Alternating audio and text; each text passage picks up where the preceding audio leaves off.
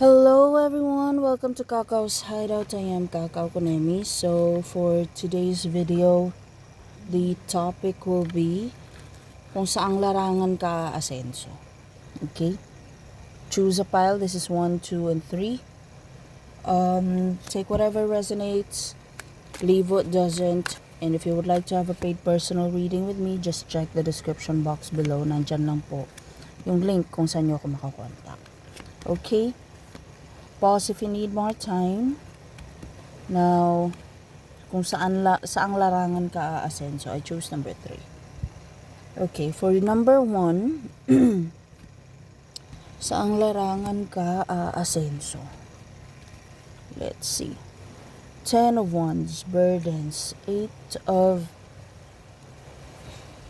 Swords, reverse, 7 of Pentacles. Parang social work.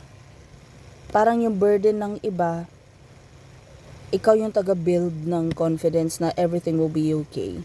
Tapos 7 of Pentacles kasi is parang may hinihintay kang resulta.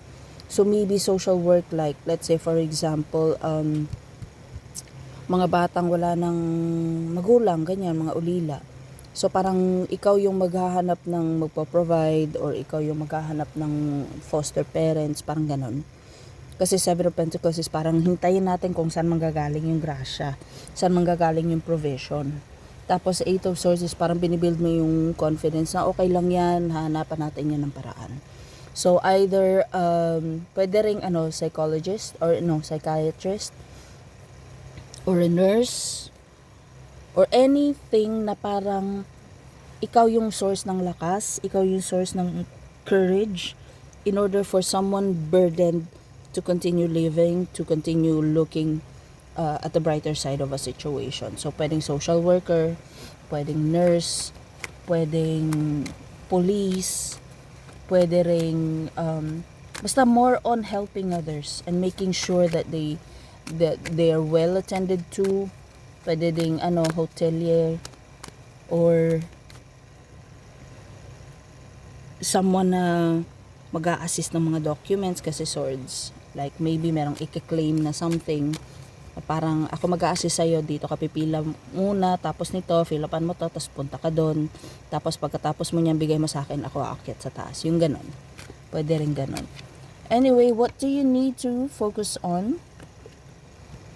Yung source ng disappointments ng mga tao, especially if merong budget na nakalaan sa kanila pero hindi na ibibigay sa kanila, parang sa iba ginastos, kasi this is letting go of a budget and disappointment. So pwede rin yung mga may sakit sa puso, kung saan nahanap ng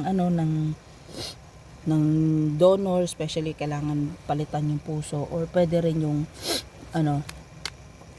like manghihingi ng donation, yung mga ganon. Now, if you're going to pursue this possible outcome, Page of Pentacles, parang alam mo yung ginagawa mo pwedeng yung kurso mo connected sa assistance ng ibang tao, or parang hindi mo 'di ba usually social worker yan, hindi, parang allowance lang ata usually yan. Parang hindi magiging issue sa iyo ang money. All because Page of Pentacles is parang maayos yung paghawak ng pera o pagdating ng pera, pag-manage ng pera. Pero in this case, I'm sensing na by helping others, parang yung provision for yourself, hindi mo na poproblemahin. In a way, hindi ka yayaman, pero hindi ka rin naman gagapang sa hirap. Maybe because, especially if you're sincere sa pagtulong sa iba, parang good karma ang ma-attract mo. To the point na tulong ka lang ng tulong, hindi ka masizero sa itutulong mo. Okay? So, there. That's number 1. Let's proceed kay number 2. If you have chosen number 2, saan ka aasenso? Negosyo. Yung mga paluging negosyo, parang may idea ka always how to bring back the spark. O pwedeng pag-revive ng mga pinagkakakitaan. Let's say, palugi na negosyo tapos mura na lang yung building nila. Or maybe bibili ka ng alam mo yung sa TikTok yung ay parang nasa YouTube rin. Yung bibili ng property na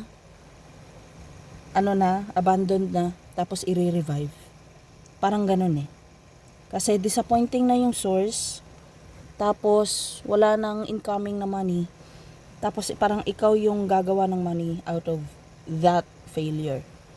So let's say old factory, hindi na ginagamit, abandonado na. O tas i-renovate mo, I don't know, maybe in a hotel, ganyan. Tapos i-vlog mo. Parang junk at tiba-tiba. Or pwedeng yung mga nasa YouTube yung mag-clear ng mga drainage, ng mga streams. More on vlogging nakikita ko dito. Basta parang something na tapos na napag tawag nito. What's napahimuslan in Tagalog? Anong na-take advantage na ng maayos yung building, yung something na hindi na siya ginagamit. Pwede ring sa mga antique. Like, hindi na to ginagamit ngayon pero gumagana pa. Tapos i-showcase mo. I-vlog mo. Pwedeng ganun. Now, what do you need to focus on specifically is Hermit. Mga tagong places. Four of Swords reversed. Parang merong strategy para yun nga ma-revive yung yung place na yun. And there's also something about the flame sa lamp. Parang for me it looks like a good idea, yung parang light bulb moment na ganito pala yun. So maybe mga old na materials like I don't know, typewriter, cassette tapes, yung mga tawag dito, mga old na camcords, yung mga ganun. Tapos hindi na alam ng mga bata paano gamitin. So, i-showcase mo yun. Basta there's something about trivia about things or old things. Or, let's say, mga abandonadong building. Like, to dati, pagawaan to dati ng ganito, ng ganyan. It was founded by this specific person in this specific year. More on ganun din. And if you're going to do that, High Priestess reversed. Parang, ka, aside from educating other people, ma-educate mo rin yung sarili mo. Kasi High Priestess is also a teacher or someone who shares their knowledge. So, parang ma-emphasize sa'yo na marami ka palang hindi alam. So, yun. Either iso-showcase mo yung isang bagay, tapos pag hindi mo alam, itatanong mo. Tapos, doon, parang magkakaroon ng exchange ng knowledge through it. So, there, parang Kuya Kim na style. Pero, more on old things ang focus. Okay, let's proceed. Number 3. Saang larangan ka asenso? 6 of Swords, travel, Emperor taking control of 6 of Swords is travel or moving forward. Emperor is so more on making use of what you have. Like mga life hack. Knight of Pentacles, wala kang budget, wala kang materyales para ito gawin mo. So parang 5-minute hack. Pero there's something about travel na connected dito. Or like maybe kung saan pupunta pagkatipid yung or limited yung budget, saan kakain pag limited ang budget.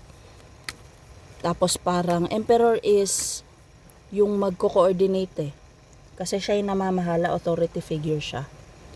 So maybe parang middleman ka.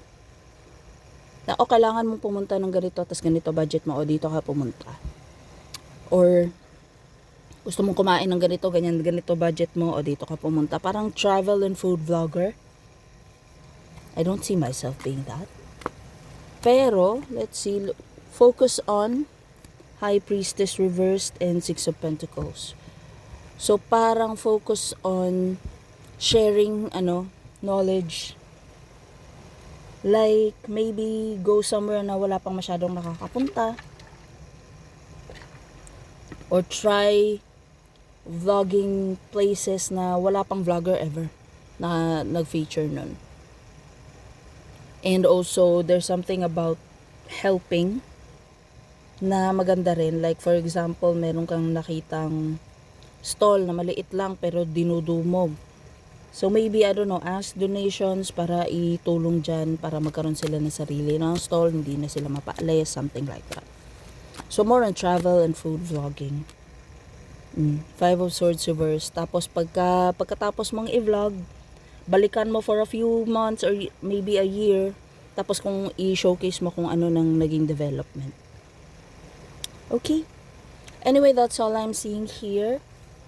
Any clarifications or if you would like to have a paid personal reading with me, send me a private message. Okay, that'll be all. Bye!